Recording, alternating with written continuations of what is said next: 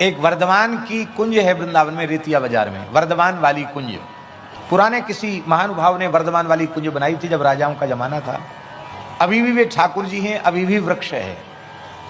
तो उस जिस व्यक्ति के पूर्वजों ने वो कुंज बनवाई थी, उनके परिवार के लोगों का मन हुआ कि इसका जीर्णोद्धार करें और नया बना दें इसको ठीक ढंग से। तो उस वर्धमान वाली कुंज के बीचों बीच में आंगन में एक करील का वृक्ष है और एक और वृक्ष है, दो वृक्ष हैं, एक करील का है एक और कोई दूसरा है। तो सबसे पहले वृक्ष ही हटाने थे, तो वहां का फर्श उखाड़ करके पत्थर का, और जैसे ही वृक्ष को उखाड़ने के लिए खुदाई बगल से शुरू किया, जड़ में जैसे ही फावड़ा लगा, रक्त की धार बहने लगी।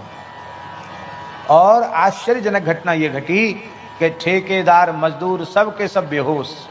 रात्रि को स्वप्न में जिस व्यक्ति का मालिकाना हक था उस कुंज का, उस सेठ को, उस व्यक्ति को एक वृद्ध ब्राह्मण और एक ब्राह्मणी दिखाई पड़े। उन ब्राह्मण ब्राह्मणी के पैर में घाव हो रखा है और रक्त बह रहा है। तो उसने स्वप्न में पूछा कि पंडित जी आप कौन हैं और ये खून कैसे बह रहा है? उन्होंने कहा कि अरे मूर्ख, पहले पैर पर प्रहार करता है फिर पूछता है कि रक्त कैसे बह रहा है। मैं काशीवासी ब्राह्मण हूं, वेदादि शास्त्रों का गंभीर अध्ययन मैंने किया और ये मेरी परम पतिव्रता पत्नी है। वृंदावन की महिमा जानकर वृंदावन में वृक्ष रूप से जन्म लेने की हमने भगवान से प्रार्थना की और मेरा जन्म इस वृंदावन में इस वृक्ष के रूप में हुआ है।